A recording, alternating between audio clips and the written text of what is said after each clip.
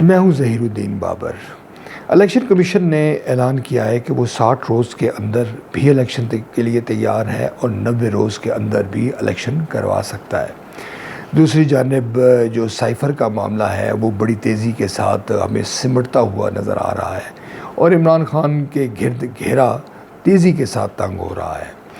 اس کے حوالے سے جو خبریں جو تیزی کے ساتھ سامنے آئی ہیں اس میں جو اعظم خان تھے، جو عمران خان کے قریبی ساتھی تھے،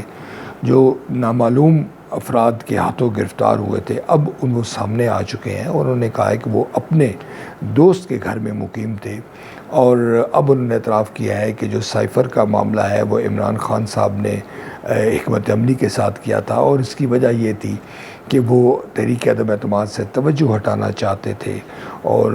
انہوں نے ان پر بھی دباؤ ڈالا، اور یہ تمام جو عمل تھا یہ جھوٹ تھا اور اس میں کوئی حقیقت نہیں تھی۔ اب جو وزیر قانون ہیں وہ ان کا یہ کہنا ہے کہ عمران خان کو 14 سال قید کی سزا ہو سکتی ہے۔ قومی جو ہمارے احتساب بیورو کے مشیر ہیں ان کا یہ فرمانا ہے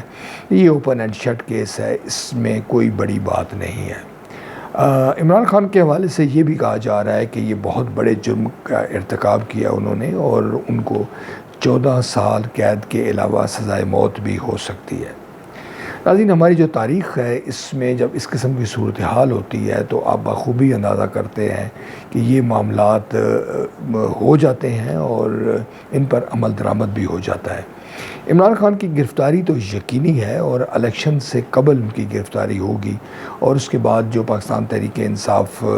کے جو ٹکٹ ہولڈرز ہیں ان کے لیے عوام کو فیس کرنا یا پھر کامیابی حاصل کرنا مشکل ہو جائے گا۔ یقیناً ان کی کامیابی میں کچھ اور رکاوٹیں بھی حائل ہوں گی، مگر یہ جو بڑی رکاوٹ عمران خان کی گرفتاری کا معاملہ ہے اس سے شاید اس کے اثرات سے ان کے لیے نکلنا مشکل ہوگا۔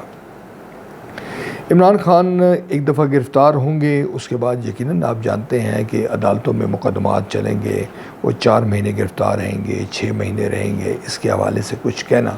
مشکل ہے۔ مگر ایک بات یقیناً ہمیں نظر آ رہی ہے کہ ان کے سیاسی کیریئر کے حوالے سے یہ گرفتاری جو ہے اس کے انتہائی مضر اثرات مرتب ہوں گے۔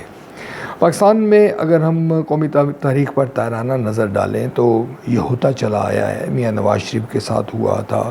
محترمہ بے نظیر بھٹو کو بھی جلا وطن کیا گیا تھا۔ غرض ایک مختلف حوالوں سے ہم مختلف رہنماؤں کی بات کر سکتے ہیں، مگر کچھ لوگ کہتے ہیں کہ عمران خان کی اس سے مماثلت نہیں کی جا سکتی۔ اس کی وجہ وہ یہ بیان کرتے ہیں کہ خان صاحب انتہائی ایک غیر لچکدارانہ رویہ ہے ان کا، اور وہ کمپرومائز کرنے کو تیار نہیں ہوتے۔ جب کوئی ایسی شخصیت کے خلاف اقدام ہوتا ہے تو لامحالہ طور پر پھر اس کو اس کی قیمت بھی دینی پڑتی ہے۔ قومی تاریخ عمران خان کو کس طرح سے یاد رکھے گی یا آنے والے ماحول میں کیا کچھ ہونے جا رہا ہے، یہ تو قیاس آرائی کرنا مشکل ہے، مگر اب تک کی جو صورتحال ہے اس میں ہم یقیناً یہ کہہ سکتے ہیں کہ یہ جو اس وقت پی ڈی ایم میں شامل جماعتیں ہیں آپ کو یہی آگے آتی ہوئی نظر آئیں گی، الیکشن میں بھی نظر آئیں گی۔